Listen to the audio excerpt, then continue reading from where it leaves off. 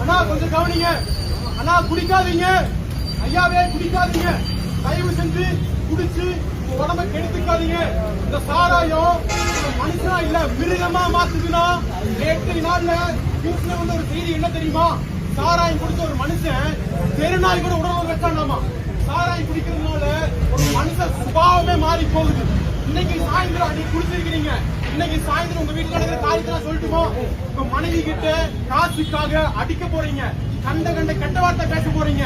உங்க வீட்டுல இருக்கிற பையன் பொண்ணு யாரு கேட்டாலும் கவனிக்கன்னு சொல்லி கெட்ட வார்த்தையை பேசி அடிச்சு கொலையே நடக்க போற அளவுக்கு உங்க வீட்டுல நடக்க போகுது. இது அத்தனைக்கும் காரணம் இங்க குடிக்கிற சாராயம் உங்களை மனுஷனா இல்ல மிருகமா மாத்துதுன்னா மிருகமா மாத்துது. அது மாத்திரம் இல்ல, நீங்க போய் பாருங்க எத்தனை பேர் குடிச்சு கேன்சர் வந்து பட்டு இருக்காங்க தெரியுமா?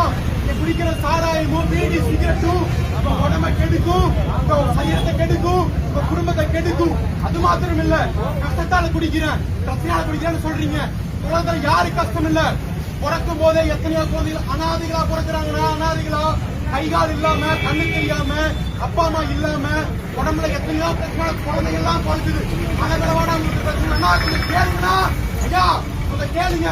நீங்க கஷ்டப்பட்டு சம்பாதிக்கிற பணத்தை கொடுத்து உங்களுடைய உடம்பை கெடுத்துக்காதீங்க. தயவு செஞ்சு மனம் திரும்புங்க, சற்றிருந்து வரும். அதெல்லாம் பாட்டு பாடுங்க. வாழ்நாள எல்லாம் வீணா கெடுக்கிற உங்களையும் அவரு பரிசுத்தமா மாத்துவாரு. யாரும் கொடுக்காத சமாதானத்தை இந்த சாராயமும் பீடி சிகரெட்டும் கொடுக்காத சந்தோஷத்தையும் சமாதானத்தையும் மாத்திரம் கொடுக்க முடியும். அவரை நம்புங்க, அவரால் ரட்சிக்கப்படுவீங்க. கர்த்தராகியேசுவே தயாக்களை கண்ணோக்கி பாருங்க, உங்களுடைய பாவங்களை மன்னிங்க, மனம் திரும்ப உதவி செய்வீராக. ஆமென்.